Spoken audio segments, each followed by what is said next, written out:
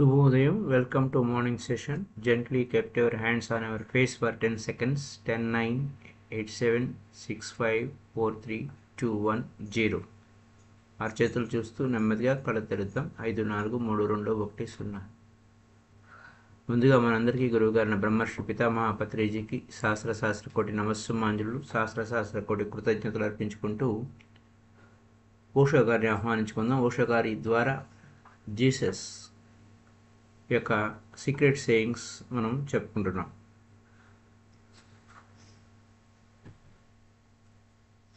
No thought అనే అంశం మీద మాట్లాడుకోబోతున్నాం. Take no thought. జీసస్ ఏమన్నారంటే, ఉదయం నుంచి సాయంత్రం వరకు, సాయంత్రం నుంచి మరునాటి ఉదయం వరకు ఏ ఆలోచన లేనటువంటి స్థితిలో ఉండాలి అని.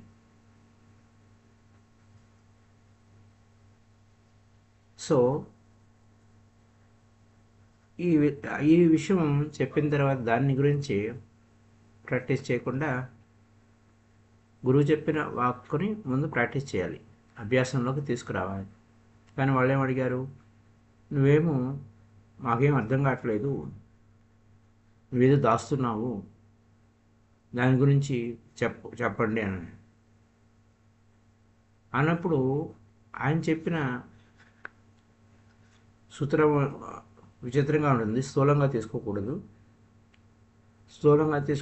తీసుకోకూడదు అంది.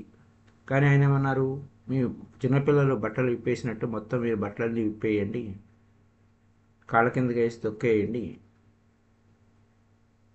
అప్పుడు నా ముందు నుంచోండి, మీకు అప్పుడు తెలుస్తుంది అని. కానీ ఇది స్థూలమైన మీనింగ్ తీసుకోకూడదు. అదేంటో ఆ వివరాలేంటో చూద్దాం. మనిషి రకరకాల ముఖాలు పెట్టుకు తిరుగుతూ ఉంటాడు. అనేక సందర్భాల్లో అనేక ముఖాలు, ఒక ముఖం కాదు, ముఖ కవళికలు మారిపోతూ ఉంటాయి. దాన్ని మనం మరో భాషలో చెప్పుకోవాలంటే మూడ్స్ అని అంటారు. మూడ్స్ అంటే మూన్ మూడ్స్ లాగా మనిషి యొక్క ముఖం కూడా మారిపోతూ ఉంటుంది, రకరకాలుగా ఉంటుంది. ఒక్కొక్క సందర్భంలో ఒక్కొక్క ముఖం. అంచేత అంటే అన్ని సందర్భాల్లో మనం అర్థం కనుక చూసుకుంటే మన ముఖం ఇన్ని ముఖాలు ఉన్నాయా మన ముఖంలోనే అని అన్నట్టు అనిపిస్తుంది. ఎప్పటికప్పుడు భార్య దగ్గరికి వచ్చినప్పుడు ముఖం ఒకలా పెడతారు, అలాగే ప్రేయసి దగ్గరికి వెళ్ళినప్పుడు ముఖం ఒకలా పెడతారు. దురాశతో ఉన్నప్పుడు ముఖం ఒకలా ఉంటుంది, కోపంతో ఉన్నప్పుడు ఒక ముఖం ఒకలా ఉంటుంది. మరి ఇలా రకరకాల అంటే శృంగార భావన ఉన్నప్పుడు ముఖం ఒకలా ఉంటుంది, అసంతృప్తితో ఉన్నప్పుడు ముఖం ఒకలా ఉంటుంది, అసహనంగా ఉన్నప్పుడు ముఖం ఒకలా ఉంటుంది. కాబట్టి అద్దం సహాయం తీసుకుంటే మనము ఒక్క మనిషి కాదు, ఒక గుంపులుగా ఉన్నాము అని, అనేక ముఖాలుగా ఉన్నాము. అంచేత అసలైన ముఖం మనది ముఖం అయి ఉంటుంది, మన ఒరిజినల్ ఫేస్ ఏదై ఉంటుంది, ఒరిజినల్ ఫేస్ ఏదై ఉంటుంది, ఇది క్వశ్చన్ మార్క్. ఇది నిజంగా అద్దం అనేది మనకు ఒక వరం లాంటిది, ఆశీర్వాదం లాంటిది. అద్దం మీద మెడిటేషన్ చేయండి, అద్దం ముందు కూర్చొని మెడిటేషన్ చేయండి, మీ ముఖాలు ఎలా మారిపోతున్నాయో గమనించండి. జీవితం ఏ విధంగా ఫాల్స్లో జీవిస్తున్నాము, సరికాని విధంగా జీవిస్తున్నాము అనేదానికి, సరికాని విధంగా మనం జీవిస్తున్నాము అనేదానికి అద్దం మనకు సహాయపడుతుంది. అయితే అద్దంలో కనపడే ఆ ముఖాలు మన ముఖాలు కావు. అందుకోసమే జెన్ మాస్టర్ ఏంటి, ఒక మెడిటేషన్ చేయమని చెప్తారు. అది డీప్ మెడిటేషన్. నీ ఒరిజినల్ ఫేస్ ఏంటో కనుక్కో అని చెప్తారు. అది నువ్వు ఈ ప్రపంచంలోకి, ఈ భూమి మీదకి రాకమునుపు ఉన్న ఒరిజినల్ ఫేస్ అది. అలాగే నువ్వు ఈ ప్రపంచాన్ని వదిలి వెళ్ళిపోయిన తర్వాత వచ్చేటువంటి నీ ఒరిజినల్ ఫేస్. అది ఇన్ని రకాల ముఖాలు నువ్వు అద్దంలో కనపడే రోజు మొత్తం మీద ఉదయం నుంచి సాయంత్రం వరకు కనపడే నీ మన ముఖము అనేక రకరకాలుగా కనపడుతుంది. అద్దం ముందుకు వెళ్ళేసరికి ముఖాలు మార్చేస్తూ ఉంటారు కొంతమంది. వారు ఆయా సందర్భాల్లో ఉన్నప్పుడు కనబడే ముఖం ఏంటనేది ఒకసారి చెక్ చేసుకున్నప్పుడు ఏ విధంగా ఉంటుంది. అదొక విచిత్రం అన్నమాట. ఇవన్నీ కూడా ఒక జిమ్మిక్ చేస్తున్నట్టుగా ఉంటుంది. అదొక టెక్నిక్ డివైస్. ఇక్కడ జెన్ మాస్టర్స్ ఏంటంటే ఇదంతా కాదు, నీ ఒరిజినల్ ఫేస్ ఏమిటి, నువ్వంతా నీ చుట్టూతో అనేక ముసుగులు వేసుకుంటున్నావు, అనేక మాస్కులు పెట్టుకుంటున్నావు, నీ ఒరిజినల్ ఫేస్ ఏమిటి అని. ఎందుకంటే నీ ఒరిజినల్ ఫేస్ చూస్తే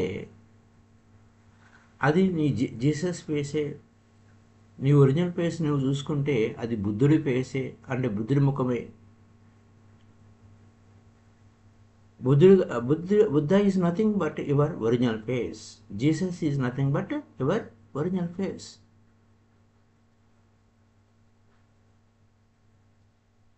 బుద్ధుడు కానీ జీసస్ కానీ ఎవరు కూడా నీ నుంచి వేరు కాదు. ఎందుకంటే నీ ముఖాలు అన్నీ కూడా నీ ముఖం మీద మాస్కులు వేసుకున్నావు, రకరకాల ముఖాలు పెట్టుకుంటున్నావు, కవళికలు మార్చుకుంటున్నావు. అవన్నీ డ్రాప్ చేయి. డ్రాప్ చేసినప్పుడు ఒరిజినల్గా ఏ విధంగా అయితే బట్టలు అవి వేసుకున్న చిన్నపిల్లవాళ్ళగా అవ్వాలి అని జీసస్ చెప్పారో, ఇవన్నీ ముసుగులన్నీ బట్టలే. ఒరిజినల్గా తీసుకోకూడదు. బట్టలు తీసేయమంటే పిల్లలు బట్టలు తీసేసి వాటి కాళ్ళ కింద తొక్కేస్తారు అనేది చిన్నపిల్లలు చేసే చేష్టలు గురించి ఇలా చేయమంటున్నారు ఏమిటి? ఆయన మేము ఇంత పెద్దవాళ్ళం అయిపోయాము, బట్టలు పెదరడం ఏమిటి, మేము నూట్ క్లబ్లో ఉన్నామా, అయితే మహావీరుడు బట్టలు విప్పాడంటే ఆయన నూడిటీ అనేది ఆయన బట్టలు లేకుండా ఉన్నాడనే సంగతి కూడా ఎవరు గమనించలేదంత స్థితికి ఎదిగాడు. అది వేరే స్టోరీ. కానీ ఇక్కడ నూడిటీ అంటే ఆ బట్టలు లేకుండా ఉండడం అంటే ఈ ముఖం మీద రకరకాల మాస్కులు వేసుకొని లోపల ఒకటి పై కోటి ఉండటం, ఇలాంటివెన్నో ఉన్నాయి మనకు. అవన్నీ తీసేయమని అర్థం.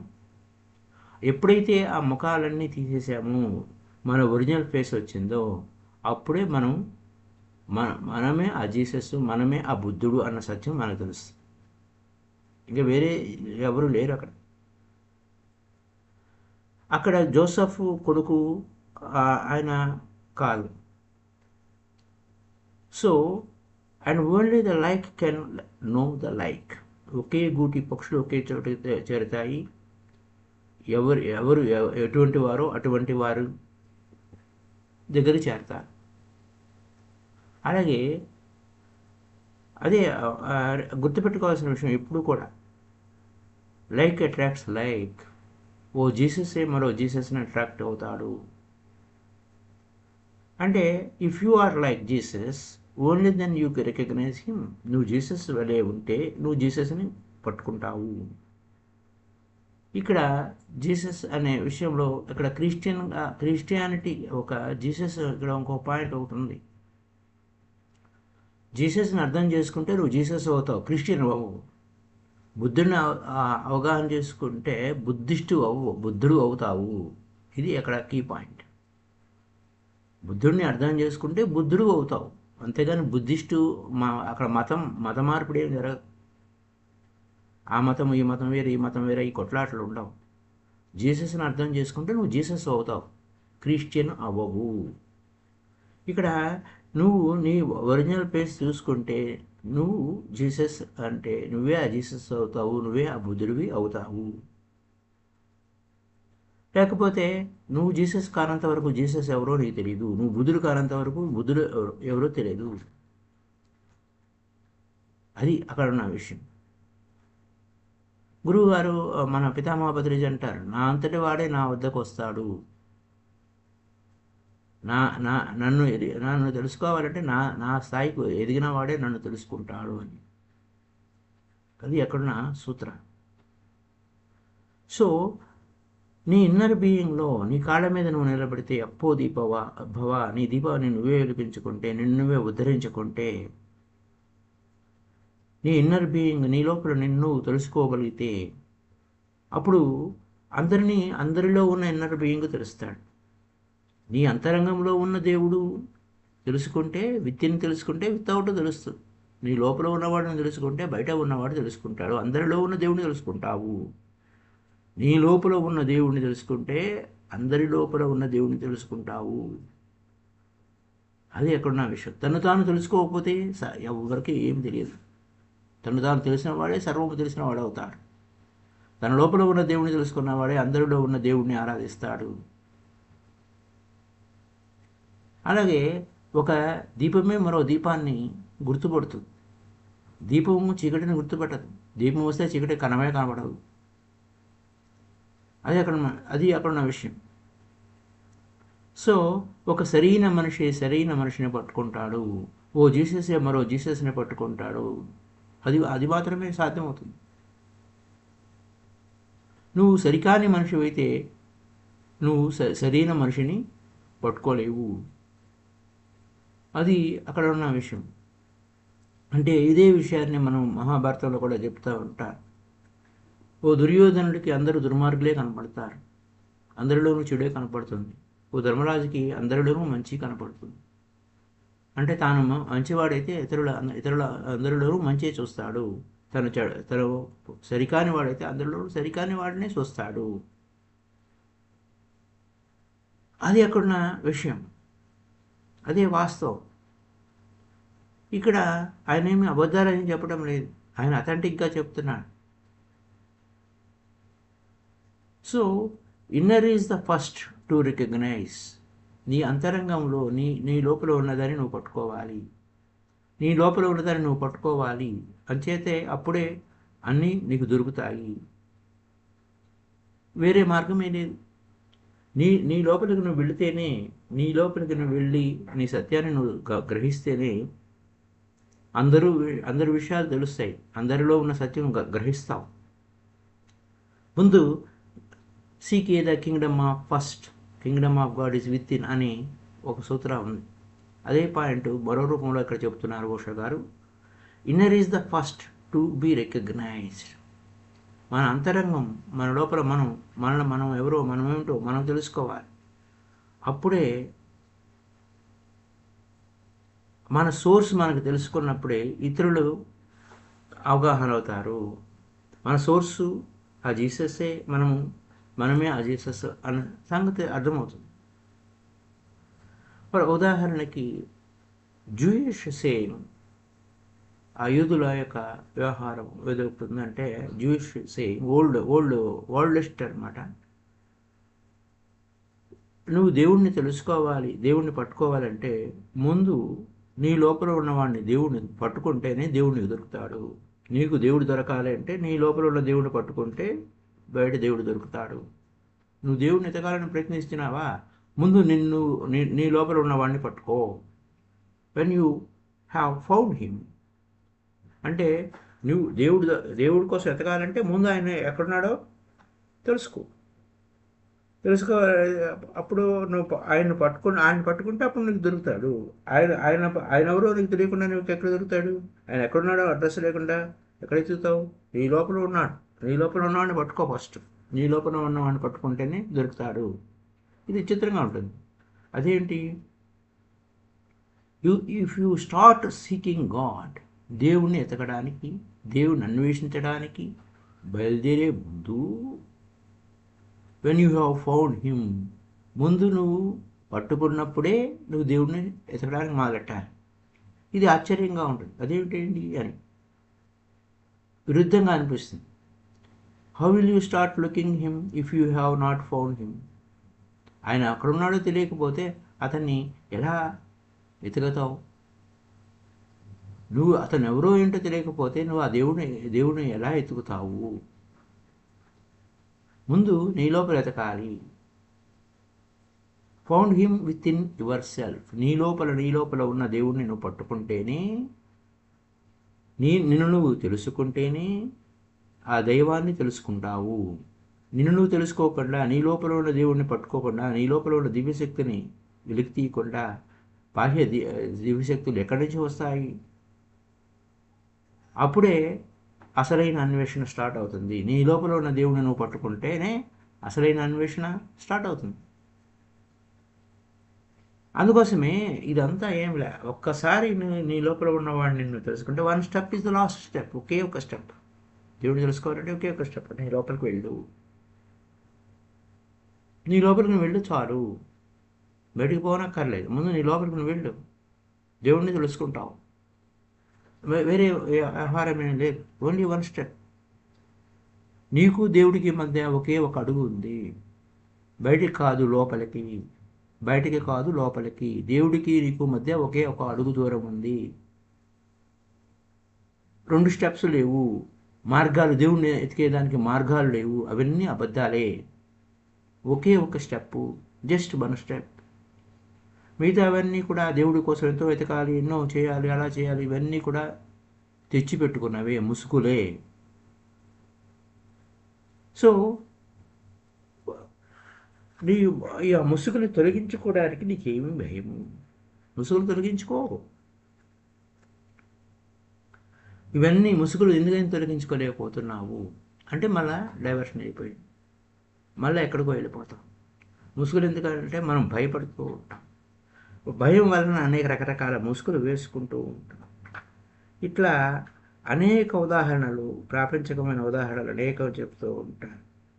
నువ్వు ప్రేమించుకోకపోతే నీ దివ్యత్వాన్ని నువ్వు గమనించలేవు అని అర్థం. దివ్యత్వాన్ని నువ్వు, నీ లోపల ఉన్న దివ్యత్వాన్ని నువ్వు ప్రేమించలేవు. నిన్ను ప్రేమించుకుంటేనే నీ లోపల ఉన్న దేవుణ్ణి నువ్వు ప్రేమించగలుగుతావు. ఇట్లా ప్రతి విషయాల్ని మనం ముసుగులు వేస్తూ తిరుగుతూ ఉంటాం.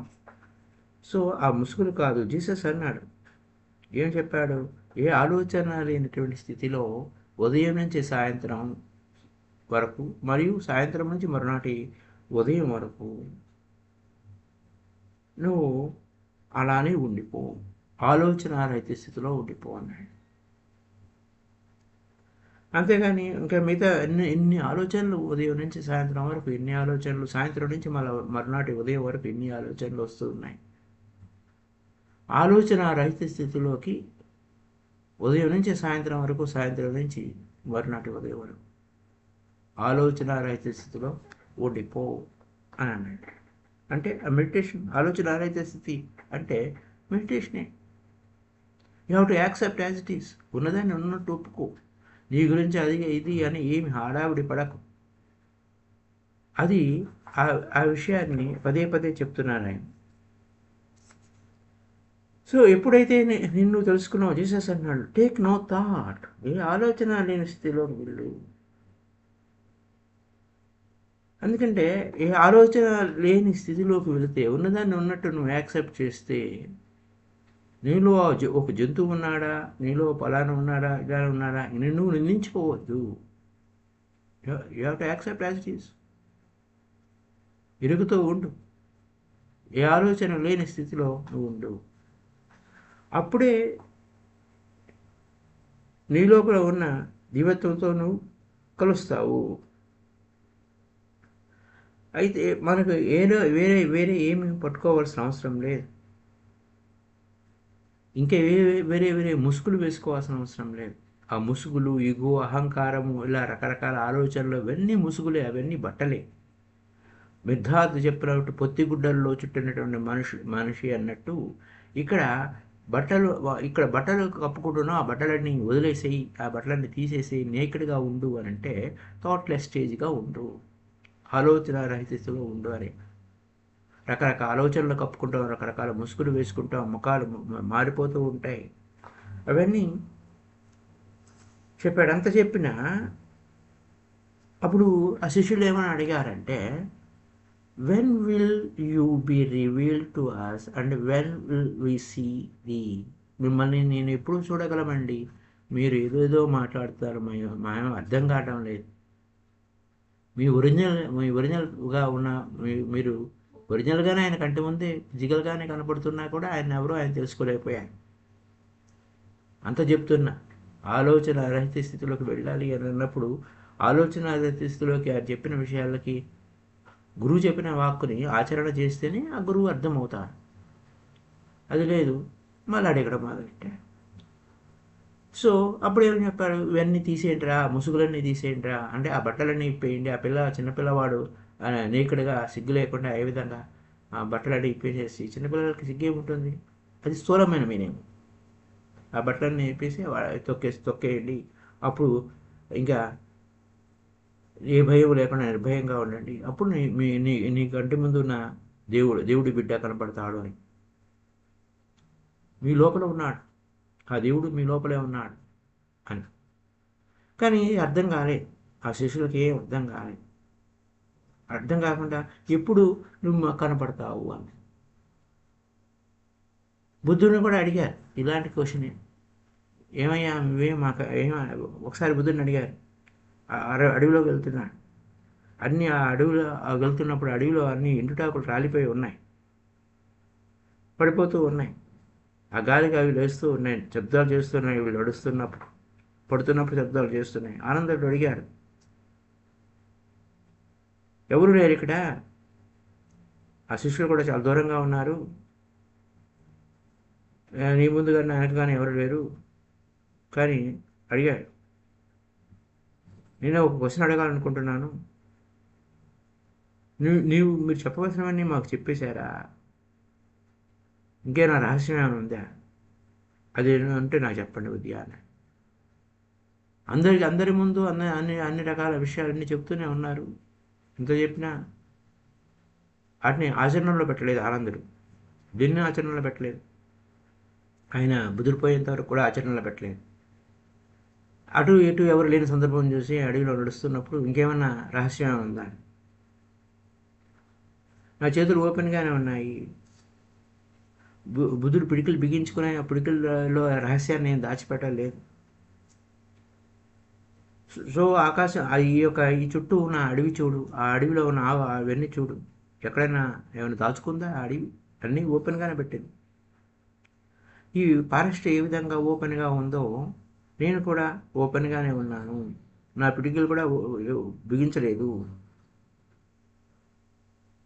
సో ఇప్పుడు కొన్ని ఆయన అరచేతితో ఆ పిడికిలతో ఆ ఆకులను పట్టుకున్నాడు, పట్టుకొని యూ కెనాట్ సీ, క్లోజ్ చేశాడు, క్లోజ్ చేసి ఆకులను తీసుకుని పెట్టుకున్నాడు. ఆ ఆకులు కనపడతాయా పిడికిలు బిగించినప్పుడు, ఆ పిడికిల లోపల ఏముందో తెలియదు, నువ్వు చూడలేవు. కానీ నేను ఇలా పిడికిలు బిగించలేదు, ఓపెన్గానే ఉన్నాను అన్నాడు. అది వాళ్ళు ఏదో రహస్యమైనటువంటి బోధ చేస్తారేమో, ఆ రహస్య బోధ వలన అంటే ఇంకా అందరికంటే నేనే ఎక్కువ అయిపోవాలి, ఈ మిగతా వాళ్ళు ఎవరికి తెలియని రహస్యాలు నాకు తెలియాలి అనేటువంటి దురాశతో కూడినటువంటి ఆలోచన. అలాంటి వారే ఏదైనా రహస్యం ఉంటే నాకు చెప్పండి గురువు గారు అన్నట్టు. సో బుద్ధ ఓపెన్ చేసే హ్యాండ్, ఆయన చేతిలో ఉన్న ఆకులు కింద పడిపోయినాయి. నేను ఈ విధంగా నాకు తెలిసిందంతా, నేను నేర్చుకున్నదంతా, లేకపోతే నా స్వయంగా నేను చేసిన సాధన అంతా అందరికీ నేను పంచిపెట్టాను, నేనేమి దాచిపెట్టలేదు అని ఆ బుద్ధుడు చెప్పాడు. జీసస్ ఎదుర్కొంటానే ఉన్నాడు, కంటి ముందే ఉన్నాడు.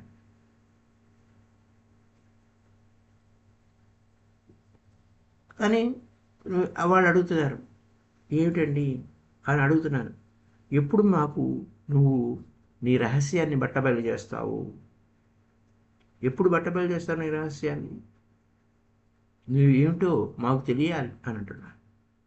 ఎప్పుడు మేము చూస్తాము మీ యొక్క అసలైన స్వరూపాన్ని అని. జీసస్ ఏమో ముసుగులో ఉన్నాడేమో, జీసస్ ఏమో తాను దాపెట్టుకున్నాడేమో అని ఆలోచన. జీసస్ ఏం దాచిపెట్టడం లేదు, దాని బదులు ఆ జీసస్ కాదు దాచిపెట్టింది, ఆ శిష్యుడు ఓపెన్ మైండ్తో లేరు, వికసిత మానసంలో లేరు, వికసిత మానసంలో లేరు. వారు కొండని ఓపెన్గా పెట్టలేదు, బోర్రించి పెట్టుకున్నారు. జీసస్ ఎంత చెప్పినా వారి చెవులోకి ఎక్కడం లేదు. అది అక్కడున్న విషయం. వారు కళ్ళు మూసుకున్నారు, కళ్ళు తెరిచిలేరు, చెవులు మూసుకున్నారు, చెవులు తెరిచి పెట్టుకోలేదు. వారికి వారే దాపుకున్నారు ఆ జీసస్ నుంచి. వారిని వారే దాచుకున్నారు. జీసస్ ఏదో దాచుకుంటున్నాడు, జీసస్ మాకేం చెప్పడం లేదు అని ఆ శిష్యుల ఆరోపణ. కానీ సత్యము ఎప్పుడూ దాగి ఉండదు. సూర్యోదయాన్ని అరచేతులతో దాచిపెట్టగలమా? అలాగా the truth is not hidden.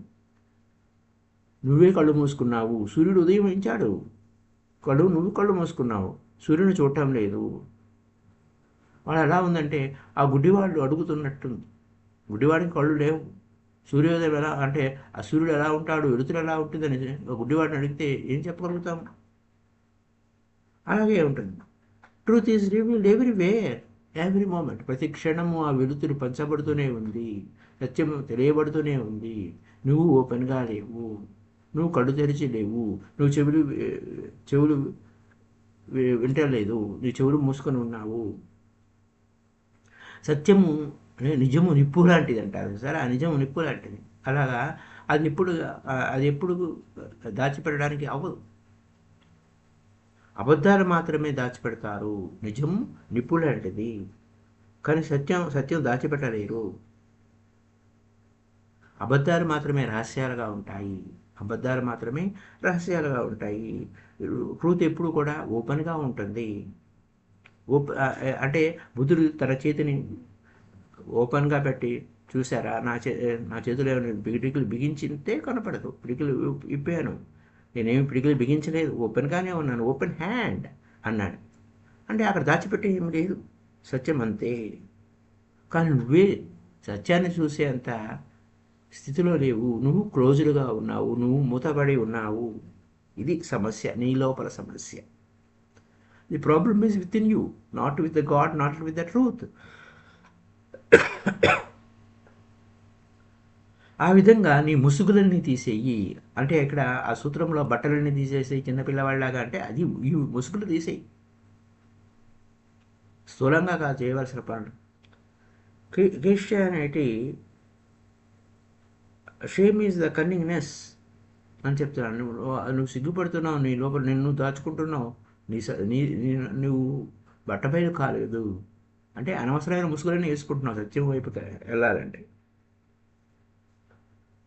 ఇక ఆదం ఇవి గురించి రకరకాల కథలు మనం చెప్పుకున్నారు, ఒకరి మీద ఒకరు చెప్పుకున్నారు వాళ్ళు, ఇలా కాదు అలా కాదని. ఫిలాసఫీలు కూడా దాని మీద వెళ్ళాయి. కానీ అసలైన వ్యవహారం బుద్ధుడు చెప్పేది ఏంటంటే, నీ చుట్టూ ఏమి అల్లుకున్నావు. జీసస్ ఏం చెప్తున్నాడు, నువ్వు మామూలుగా అవి ప్యారబుల్ అంటే ఆ కథ ఏమిటంటే, ఆ కథ కూడా మనం స్థూలంగా తీసుకోవడానికి వెళ్ళే.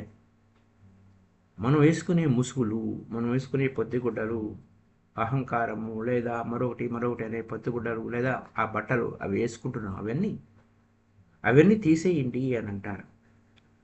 సో మై డియర్ ఫ్రెండ్స్, మనం ఇలా మనం అనేక విషయాలు, అనేక ఉదాహరణలు, పిల్లల ఉదాహరణలు చెప్పుకుంటాం. మనము దైవాన్ని ప్రార్థించేటప్పుడు ఏమి ముసుగులు వేసుకుంటున్నాము అని అన్నప్పుడు భయపడటం అంటే మనం భయపడుతున్నాము అని అంటే when there is a fear there is no God. Whom to fear, there is a God within. నీ లోపల ఉన్న దేవుడిని నువ్వు పట్టుకున్నప్పుడు ఎవరికీ భయపడాల్సిన అవసరం లేదు. భయపడటం వలన ఆ షేమ్ ఫీల్ అవటమే అదంతా కూడా అసలైన పాపము. Accept your self. నువ్వు ఒప్పుకో. నువ్వు దేనికి అవమానపడక్కర్లేదు, దేన్ని నువ్వు తగ్గించుకోనక్కర్లేదు, దేనికి అవమానపడక్కర్లేదు. ఇలా ఉంటే బాగుండు, అలా ఉంటే బాగుండు, ఈ వ్యవహారాలు ఏం అవసరం లేదు. Be real. వాస్తవాన్ని, రియాలిటీని నువ్వు విశ్వసించు. నీ వాస్తవ స్థితి నుంచి నువ్వు ఏమి కొట్లాడాల్సిన అవసరం లేదు. Be real. వాస్తవ స్థితిలో ఉండు, నువ్వు ఎక్కడా ముసుగులు వేసుకోవాల్సిన అవసరం లేదు. ఇట్లా వాస్తవ స్థితి కోసం అనేక మంది అసలైన తన లోపల ఉన్న వాస్తవ స్థితిని కనిపెట్టక వాడు ఏమేమి చేస్తున్నారు అనేటువంటి వింత వింత విషయాలన్నీ కూడా ఉషగా చెప్తూనే ఉంటారు. అయితే మనం జీసస్ సేయింగ్స్ గురించి మనం ప్రత్యేకంగా ఉన్నప్పుడు అతను తన ఒరిజినాలిటీలో తను స్థితమై ఉన్నాడు. జీసస్ ఏం తగ్గలేదు. తన ఒరిజినల్ స్థితిలోనే, తన సహజ స్థితిలోనే తను ఉన్నాడు. తన సహజ స్థితిలోనే ఉన్నాడు. ఆయన అవగాహన చేసుకోవాలి. ఆయన అవగాహన అంటే not only the through understanding but by dropping all thoughts. అన్ని ఆలోచనలన్నీ డ్రాప్ చేసేయాలి. అన్ని ఆలోచనలన్నీ డ్రాప్ చేసి శూన్య స్థితిలో ఉన్నప్పుడు, ఆ నేకుడు స్థితిలో ఉన్నప్పుడు, థాట్స్ అన్ని జీరో స్టేట్లో ఉన్నప్పుడు ఆ అద్భుతం జరుగుతుంది. అప్పుడు నువ్వు జీసస్ని నువ్వు గుర్తుపట్టగలుగుతావు. So my dear friends, Jesus అనే ఆయన but you will not happening just by being a Christian. Jesus అంటే ఇప్పుడు మామూలుగా వాళ్ళ క్రిస్టియన్స్ ఏం చెప్తారంటే, నువ్వు స్వర్గంలోంచి వెలివేయబడ్డావు, ఆదం వారు చేసిన పాపం వలన. నువ్వు ఇప్పుడు ఆ జీసస్ క్రిస్టియానిటీలోకి నువ్వు వస్తే జీసస్ డోర్ ఓపెన్ చేశాడు కాబట్టి నువ్వు క్రిస్టియన్గా మారితే నీకు మళ్ళీ స్వర్గంలో చేరుతావు అని. క్రిస్టియన్ అవటం వలన నువ్వు స్వర్గద్వారాలు ఏమి ఓపెన్ కావు. You will have to recognise Jesus. Jesus ఎవరో నువ్వు గుర్తుపెట్టాలి. అప్పుడే నువ్వే ఆ జీసస్వి, మరొక జీసస్ లేరు అన్న సత్యం నీకు తెలిస్తే ఇంక నువ్వు చేయాల్సిన అవసరం లేదు, నువ్వే మతం మారక అవసరం లేదు. సో డ్రాప్ ఆల్ థాట్స్, అన్ని ఆలోచనలను నిలిపాయి. అప్పుడే నీలో ఉన్న జీసస్ నీకు తెలుస్తాడు, నువ్వే ఆ జీసస్ అన్న సంగతి తెలుస్తుంది. అంతేగాని నువ్వు క్రిస్టియన్గా మారటం వలన నీకేమి అవ్వదు. నీ లోపల ఉన్న జీసస్ నీకు తెలియకపోతే, నీ లోపల ఉన్న బుద్ధుడు నీకు తెలియకపోతే నువ్వేం చేసినా చేయనట్టే. So thank you very much. Take no thought from morning to evening and evening to morning అనేది నిజంగానే అలా చేయాలా అనే ఇది కాదు. ఆలోచనలు ఏ విధంగా ముసుగులు పడుతున్నాయి, ఆలోచనలతో మనం ఏ విధంగా ముసుగులు వేసుకుంటున్నాము, ఆ యొక్క స్థితిలో మనం ఏ విధంగా తన సహజ స్థితిలో మనం అనేక ముసుగులు వేసుకుంటున్నాం, మనం అనేక వ్యవహారాలుగా ఉన్నాం, అవన్నీ తీసివేస్తే ఎలా ఉంటాము అనే దానికి ఈ sutra. Thank you. The 4th sutra is closed. Next రేపటి ఎపిసోడ్లో అంటే నెక్స్ట్ మనం చెప్పుకునేటప్పుడు అద్భుతమైన సేయింగ్స్ ఉంటాయి. జీసస్